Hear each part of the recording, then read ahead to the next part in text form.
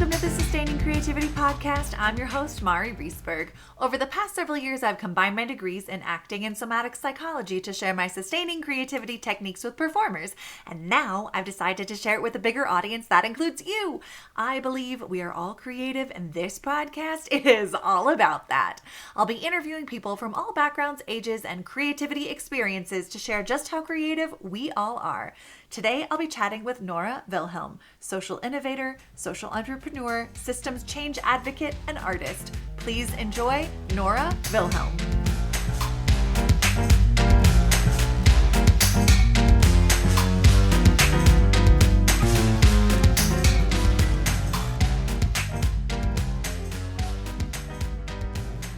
Welcome to the Sustaining Creativity Podcast. Today, I'm chatting with Nora Wilhelm, social entrepreneur, systems change advocate, and in her own words, part-time artist. Welcome to the show. Thank you so much. I am excited to chat with you about all of these pieces that come together to support you and show up as who you are. But before we get into the creative world of that, why don't you take a couple of moments and let our listeners know a little bit more about who you are and what you do? Absolutely, with pleasure. So I think I was always a very creative kid. I was always on one project or the other and writing a book, then a book and a movie script, and wanting to learn this instrument. And then, sorry, mom, I actually want to learn this other instrument and the theater and the this and the that. And I was also already as a child very justice driven, right? Very much like questioning, why is this like this? This doesn't make sense to me, or noticing different types of discrimination and things that I could only later, right, have the terminology to say maybe that was related to the patriarchy or to feminism. Mhm. So there were definitely these ingredients already very early on. And then when I was about 15 years old, I kind of awoke to the state of the world, as I understand it. So I learned about the genocide in Rwanda in 1994. I discovered, that we are doing a lot of deforestation and destruction of the environment all around the globe. So there were just these pieces of information that kind of burst my bubble a little bit. And Mm. since then, I've been very focused on contributing to these topics as much as possible. So contributing to change, and art at times had to take a little bit of a backseat in that context, right? I was very, very focused on my change work. I worked with UN institutions, with youth work, democracy work, women's rights, the environment, education, really kind of in a broad scope. And then since 2017 on systems change, so on Mm. deeper change processes. And maybe we're going to talk about that. But I also burned out in the process of doing that. And this is how I found my way back to art and creativity, also as a tool to regenerate our own energy, to take care of our own selves, and to remind ourselves that we are powerful, we are creators. I love that. I mean, I don't love the burnout journey, but I've been there and experienced that as well. But to hear how art and creativity helped regenerate and recover essentially from burnout, that's pretty incredible.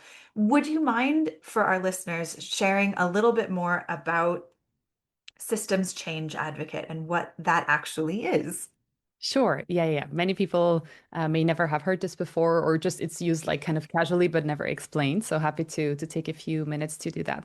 So systems change work refers to the fact that when we look at a challenge, whether it's a social challenge or an environmental challenge, so typically say, the lack of women in leadership positions, or we Mhm. could talk about, the CO2 emissions and global warming and what the consequences will be for us and our survival. So whenever we look at the challenge like this, people very often tend to focus on what is immediately visible as a problem. An easy example of this is when I say plastic in the ocean, right? We've all seen the turtle with the straw up the nose and maybe shed a few tears over that, or a seal that's caught up in a net, right? So we're like aware that plastic in the ocean is a huge problem. More and more Mhm. also that it's a problem for us with microplastics now in our Yeah. brain, in our bloodstream, right?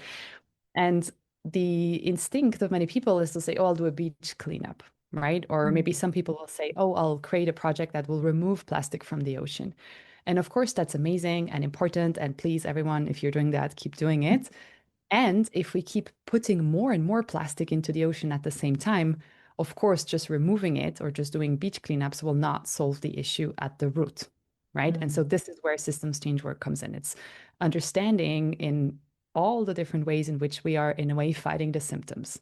And Mm. we are so busy, right, trying to clean up this plastic, but who is working on like making sure that there is no more plastic to begin with, right, at all that can end up in the oceans. So Mhm. that's what systems change work is about. So these are people who are Mhm. looking at, okay, in this challenge that I'm facing, could also be, right, poor results for certain kids in education. Why is this happening? And moving beyond helping one kid one by one to Mm. try to understand which policies need to change, which teacher training needs to be improved, how do the buildings need to change of the schools, right? So really trying to understand what keeps this issue in place and try to work on those things. And that, of course, is harder to do typically. It takes longer. It's more difficult to help people understand. It's more difficult to fund often. And so that's part of what made this work really tricky, and also part of what I'm still working on today to try to help people who are doing this work on a Mm. systems level. Well, first, thank you for doing this work.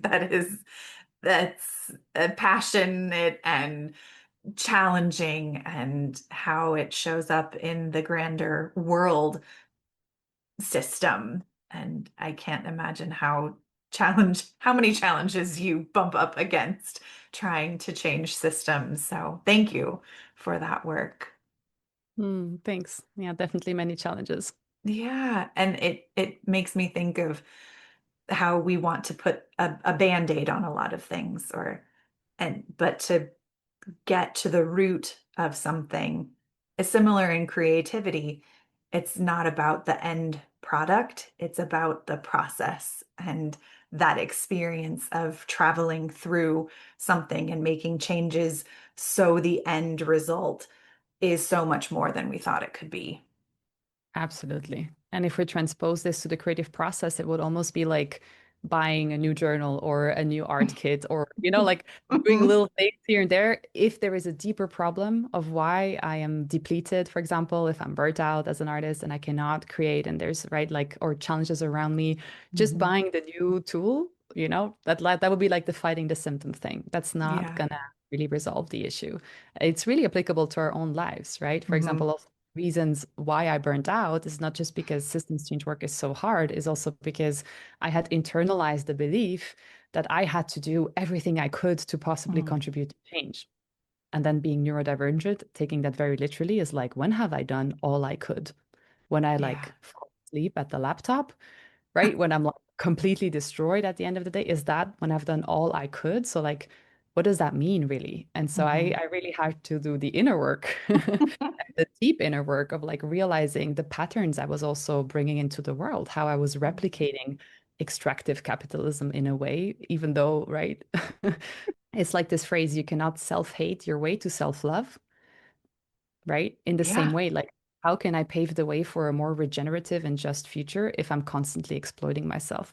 Because that's Mhm. also what I'm modeling out into the world, right? So, yeah, so that was a tough journey to not just see my, self-care as being like a spa day, but like actually Sure. addressing those deep beliefs and working on those to shift my identity, my framework, and then see changes in my life from that point. Absolutely. And you remind me of, have you read Audre Lorde's work around self-care and that how doing work that is justice focused, you do need to rejuvenate and replenish, and how we do that isn't, as you said, necessarily a spa day, but the deeper work of what can replenish your soul so you can continue to show up and participate. Exactly. I definitely had to learn that, right? That it's not just it's a necessity, of course, to be able to keep showing up. Like, it's kind of clear if I'm completely burned out and I'm not able to help anything or anyone. Yeah. But even deeper than that, like, it is part of my work in a way to take responsibility for Mm. these patterns and these behaviors and learn to embody the vision that I hold, right? I want Hmm. to embody the values I have and the kind of world I'm trying to create here. So that also requires taking care of oneself, and that this is not selfish or egocentric, but that this is done in service Mm. and in relation to the Hmm. contribution we're here to bring was a really important shift. Of Yeah. course, right, we always need to be nuanced. There are plenty of people who are like, oh, I'm just taking care of my mental health. Like, let me not look at this, thing that's happening in the world. Hmm. So there's also ways in which we can use this rhetoric to avoid things and Hmm. disconnect. And I think when we fall into that trap, we actually lose a part of our humanity and our soul. And I don't think that makes us very good artists either, right? Because art is being honest, art is being confronting of reality, and engaged in dialogue with what is and moving things along. So Mm. yeah, so I'm not speaking right to to those people who are using the rhetoric to avoid certain things, but really to those of us who tend to be givers, maybe by nature, who struggle Yeah. to take care of themselves. For all those people, I really hope that this shift happens, right? That we learned that to connect with ourselves and to take care of ourselves is part in a way of our responsibility and our to-do Mm. list and really essential to be able to Yeah. create. Thank you for that reminder and just highlighting what that shift is so that people really can have that perspective. I'm curious, since we're talking about creativity and that kind of how creativity helped kind of move through some burnout, what does it mean to you to be creative? Hmm, that's a beautiful question. Um, I think to me, to be creative, it means that I am somehow tapped into the flow of life. And now Mm. some people may use, spirit, source. Maybe some people may say God, right? We can use all sorts of terminology. But for me, it really feels like I'm tapped into some energetical flow of life. I'm alive and I'm present and I'm receptive, and then something happens, something comes through, and it's really that process. So it requires the being connected, the being present, the being alive, and it requires the openness of, yeah, being open to the process, Mm. surrendering maybe to the process. And I don't know if the right word is to say that something is channeled. I don't even know, but something may come up, come through an idea. And then Mhm. the third bit to me would be the persistence to actually bring that idea into reality, because everyone has Mhm. ideas, but everyone sits down to do the thing, right? Yeah. So for me would be creativity, like really showing up Mm. as a part of the whole and contributing in that way. And that Mm. can then creating something, an artwork. It can be creating a workshop. It can be creating, right, like soup that I distribute in my neighborhood. It can be a creation of many different things. Mm. But it does mean kind of that I'm owning my power and my Mm. contribution in my context. Yeah, I love that. The ownership that comes along with creative sharing or creative expression. You spoke to the presence or being present with an experience. I'm curious, how did you learn that process of presence for your own life?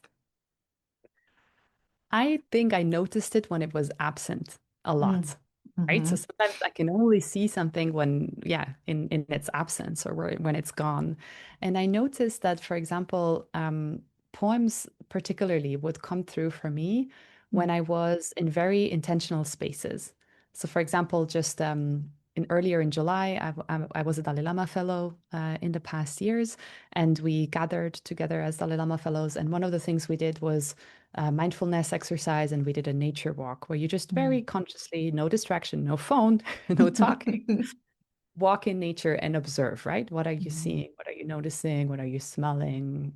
Anything. Mm. And I just had this, I don't know, this line come through, like this picture that we use up nature, which in a way is just the rest of us in so many different ways, right? We take Mm. trees, we do something with it. We take the stones, we build something with it. And and we never would do that with our own bones. Mm.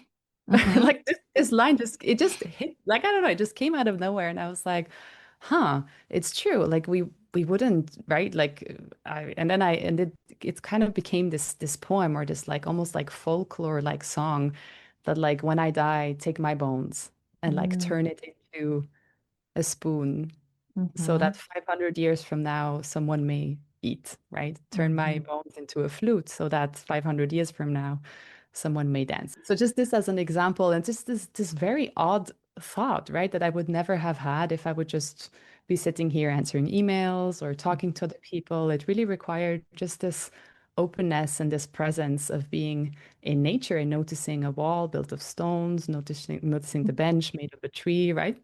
Mm-hmm. So, yeah.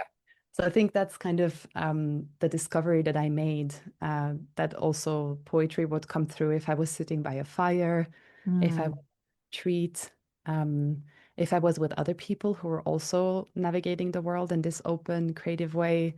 So just kind of noticing that, yeah, it shows up in these moments, and then noticing at the same time how much of my life is not like that, how much Mm. of my life is Zoom calls and emails and right work Mhm. and facilitating Yeah. things. And so the question then became, how do I cultivate these spaces more? What kind of Mm. practices can I, rely on? What kind of spaces can I open for myself and others to connect to this type of energy? And that's kind of where the Mm. well then also came from. Mm. That's wonderful to have those spaces and to find those practices in in maybe not nature spaces, but in the more corporate or business centered spaces. How is it to bring that same presence, or do you have to make adjustments to it so you can engage in a way that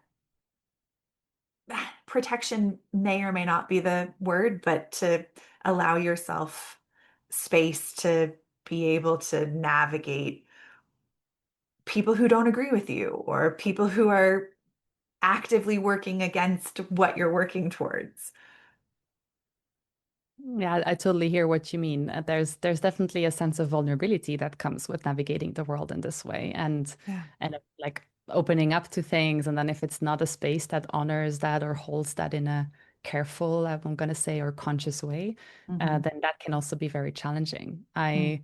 I definitely made the experience at some point. I realized when I was maybe 25 and I was kind of looking back that I was in many of these, spaces holding speeches, talking with, ministers and mayors of cities and just like in these kind of, or corporate leaders, right? Whatever, Hmm. like where I was talking with so many different people. And especially at that time, very young woman, right? I was 18, 20, 22. Hmm. I realized that I was often interacted with by older men in ways that I did not seek, right? Mm. Like, Hmm. so I was like, oh, okay, like I'm trying to have a professional conversation here, I'm trying to maybe establish a partnership or something. And then suddenly I receive a message just like inviting me for dinner, like just things that are odd, that are awkward. And I'm like, oh no, I don't want that. And so I think at some point I kind of maybe started to tune down like my own presence, right? So Hmm. like let me dim my light just Yeah. enough so that, right, this kind of attention doesn't reach me anymore and I can just be the professional, right, Mm. self that I want it to be. But in doing so, I also really sacrificed, I think, Mm. and this was all happening unconsciously, right? I could only see this years later, but I think Hmm. I also sacrificed some of my magic and power and just, right, like really the full force of who I am. So I've tried to rebuild that a little bit over the years, and maybe because I'm a bit less young now, it's also easier to navigate. But at the time, it felt really threatening. Yeah.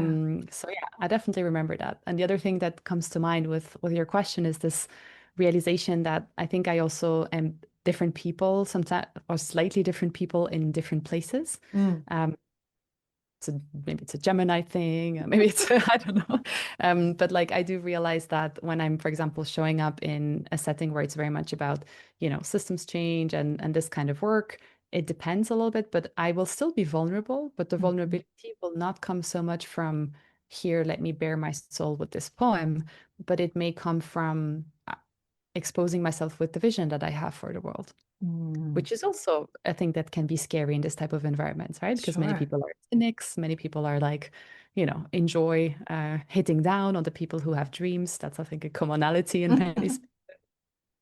So then maybe the vulnerability more takes that shape and form. And Mm. in more artistic, creative spaces, the vulnerability looks a little different. But there have been crossovers. So, for Mm. example, I sometimes host what I call a soul volume or embodied poetry sessions, which Mm. is helping people tap into what's really here for them Mm. and write that out on the page. And I do this by helping them write it at such a pace that the critical voice doesn't even have time to filter. Mhm.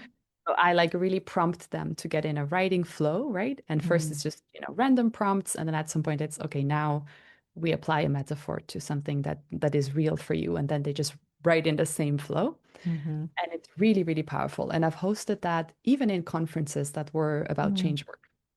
Mm-hmm. And from those things that came true in that space, I mean, the feedback has always been incredible, right? That there is so much openness, such a heart-led space, and people feel Yeah. really grateful for it, and they connect to something really important for them and really true for them. Mm-hmm. And from those contributions, I co-create a poem. So I Mm. take a line from each, you know, Mm. of the poems, or they actually pass a sheet around and they all write down one line. And then I, reorder that, rework it a little bit into a full poem, into a full flow. Mm. And we've performed that, for example, a year ago in Austria in a conference. I then performed with a guitarist and read out that poem. And it's almost like a mirror of what's happening in the collective back to an even bigger group, right? It was 300 people who then heard Mm. it, 30 group, 30 people who were in the workshop. So that was really powerful. So there's crossovers. And I think I've learned over the years to navigate it with a little bit more precision, I think. Yeah. I mean, I just want to be in that room to to experience that and hear the final product. And what a gift to be able to invite someone into heart space or presence within a larger space. And I that sounds amazing. And Yeah, thank you. It's really yeah, powerful. It's always also a little scary, right? I definitely have the sure. heart palpitations, like I'm like, woo. Um, but yeah, it really that I think those are some of the moments where I feel what I was saying about what creativity is, right? Like Yeah. this being present and alive and receptive, Mm. and then doing the thing. But like that is felt even more intensively, I think, when we find ways to do that on behalf of a collective, Mm. right? So it's Mm-hmm. one thing to be that for ourselves, like our own recipe, like, antenna and kind of doing our creative work. And when we do that in a collective field, Mm-hmm. especially if it's oriented right towards change or what we care about or what breaks our heart at the moment, like there is such a power Yeah. in that creative act when it becomes a collective energy. Mm-hmm. But yeah, I can really feel that every time. Mm.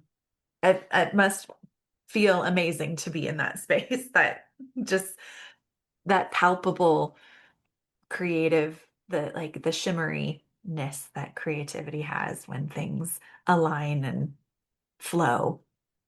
Yeah. Yeah. Yeah. And it seems like you do this with people who may not believe that they are creative or experience creativity. So for our listeners who are feeling less creative or challenged by this idea of their own creativity, how would you encourage them to find creativity in their life? Oh, it's one of my favorite things to do. I love like bursting limiting beliefs and helping kind of unleash the potential that is always there. So the first Mm, thing is like to acknowledge that like we are all creative beings, right? We all have access to the source. We are all creators. We all have like power to shape things around us, right? mhm, Obviously, some people are billionaires and calling the shots to the great dismay of the rest of us. So there's that dimension of power too, but we are also part of the world mhm, and right have this power to shape things in our lives and around us.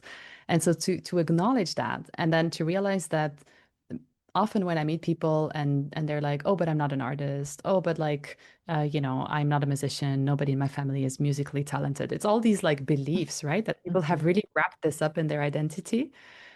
And I think especially also because society puts so much pressure on this idea of artist. It's like, mm, oh, you have to be like this, I don't know, university educated painter that's almost at the level of who knows who, in order to call yourself an artist. And I'm mhm, like, I don't believe in that. I don't believe in that. I believe artists at the end of the day, if if the label is a struggle, drop the label. But it's just the art of creating something, the mhm. act of sitting down with whatever tool or process and creating something. And if you've done that once, twice, congratulations, you're an artist. So, so yeah, I think I would really engage with, with those beliefs that are really limiting, Mm, these identities that are just so stifling, and be like, let's forget about all of that, and then just get in the flow of doing. And mm, so, for example, I also always like to take up this bet with people that I'm like, I can teach you how to play basic guitar in like an hour. And usually it's possible, right? Like it seems like this, oh, this crazy thing, like to play an instrument. But if you know how to place your fingers in four different chords, like four mhm. different types of sounds for those who are not have any connection to music, that will be enough to play like most of the songs you know. Yeah. Like many people don't realize that in the basic act, for example, of writing music, so many songs are using the same chord progression. Mhm. Anyway, so that's another thing where I'm like, let's try. You don't believe me? Let's do it, right? And then get Mhm. into the action of it. And suddenly you're playing a song you like on the guitar after an hour and a half, and you're like, oh, this really challenges my belief, right? That I'm not musical, that I don't Mm, have any talent, that I cannot possibly be a musician. So I think those would be the two key things, like challenge the limiting beliefs, or at least put them on hold for now, and move mm, into the action, move into the doing of the thing. And I mm, think it's easier when we are supported by another person who maybe already has unlocked those beliefs. mhm, Either they're holding a workshop or a container, or it's, a one-on-one conversation.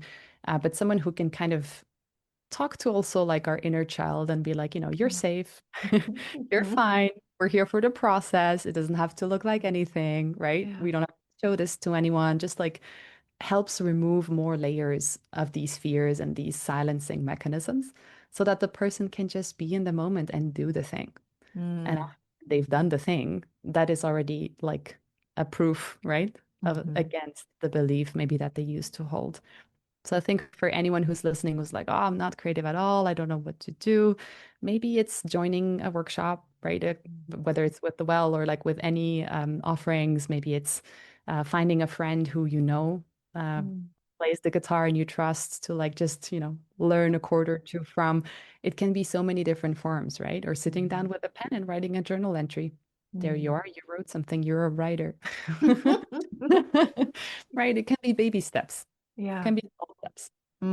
Thank you for those pieces and just that reminder of trying something and shifting the limiting beliefs or allowing them to fall away and be proven different and acceptance of you can do something and that can be creative and that gets to continue to shape who you are and how you show up.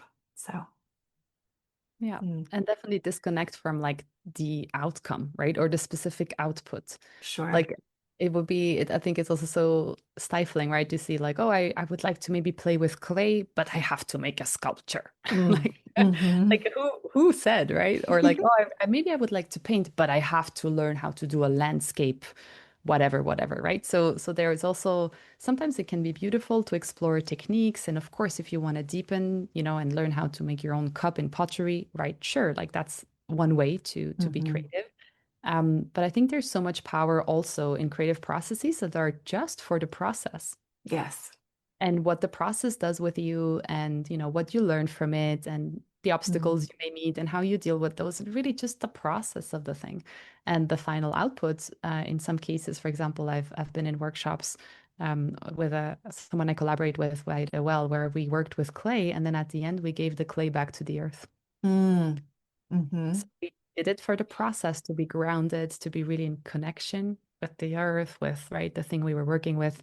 And then at the end, if you want to take a picture as a reminder, you can do that, right? So it's also you don't have to, but just this energy of letting go, of also mm. not feeling like I have to write something now and it has to be a Pulitzer Prize level page, right? No, like you just get to create. And if you want Mm, to do more of it, great. If you want to get quote unquote better and learn certain skills, because then it's a skill set, really, yeah. sure, you can do that, but you don't have to. You get to Mm, just create. mm. I love that reminder and thank you. Yes, the art of letting go. It's there's something in there for everyone and this has been such a delightful conversation. I could absolutely go longer, but I have one last question for you. What does it feel like in your body to be creative? Hmm. In my body, it feels like, I want to say aliveness, but that's not extremely specific. Um, so often it sometimes it just feels like a state of flow, Mm. like where we're suddenly, right, like everything else flows away and I'm just so concentrated and in the moment that I barely feel how time goes by. Mhm. Sometimes it feels like that. Other times it feels like a rush, like a Mm. very energizing. I almost have to like breathe to stay stay kind of grounded and not get overly excited, Mhm. especially if it's in a collective field. The energy tends to be like this higher intensity, like Sure. brr, it vibrates a little bit like that. And other times it feels tedious and hard and like ugh and right like especially if I'm working, for example, on I wrote a book last year and some days I really didn't want to write, right? Like so Mm. sometimes also the creative process can feel like Mhm. pulling through, right? The in that curve of like when everything gets hard and you feel like you're never going to see the end of it. Mhm. So sometimes it feels like that too, and that's okay.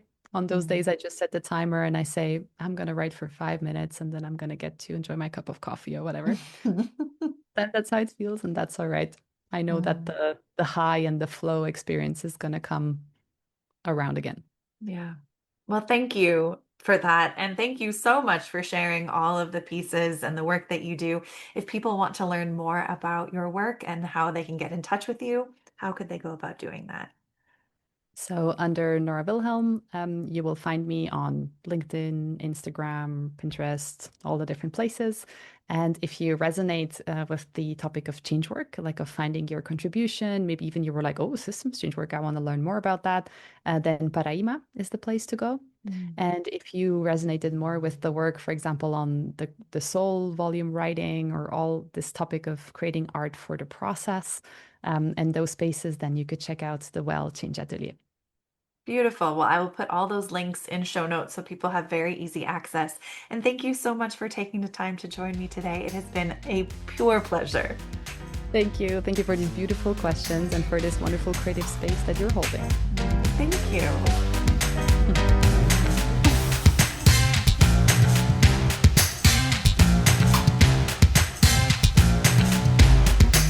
Thanks for listening to the Sustaining Creativity Podcast. We'd love to keep in touch, so follow us on Facebook and Instagram. We are at Sustaining Creativity. Make sure to subscribe to the podcast wherever you listen to podcasts. Tag your friends and family so they can listen too. We love to hear from you, so leave your reviews, comments, and questions. Check out our website, sustainingcreativity.com, for upcoming offerings and creativity coaching. Tune in Tuesdays for our next episode. And remember, with creativity, anything's possible.